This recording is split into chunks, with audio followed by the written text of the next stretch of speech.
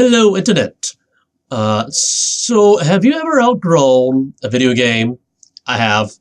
Several, in fact. And you know what? It's not even really limited to video games, but it's perfectly natural. Oh, by the way, welcome to the Empirical Sword. I'm Lawmaster DLC 79. I'm an INTJ.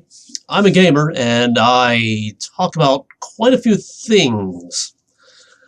So, outgrowing video games. One in particular comes to mind. Maybe you've heard of it, maybe you haven't. A little MMO by the name of RuneScape. I played it for like 15 years, and off and on. And back in the day, people actually made fun of it because it looked like it was drawn in MS Paint. They improved the graphics multiple times, actually. But I mean, it got to the point where it felt like every single update, the game was getting more and more grindy, and then it just wasn't going to change. And I mean, for an MMO, it makes sense because they want you to spend more time in the game, justifying the reason to have the game, and thus justifying the reason to charge you to continue to access the game. I just wish their justification didn't feel like busy work.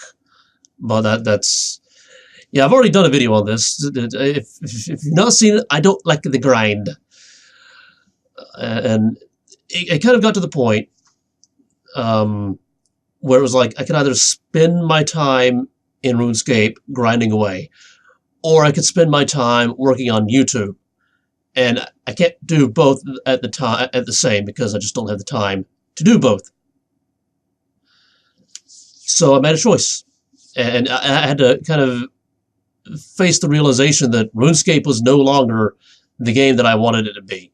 Or I mean, it's not so much that I outgrew the game. I mean, the game continued to develop throughout the 15 years. It's just we went in different directions.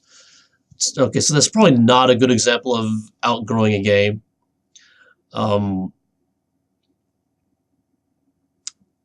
Unfortunately, that's kind of the only one that I get.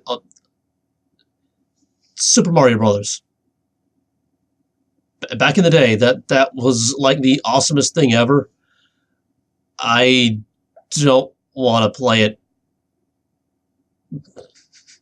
today. Probably not tomorrow. But I mean, it's not just a gaming thing, and well, my personality type, INTJ, we tend to get kind of frustrated with things that don't entertain us anymore.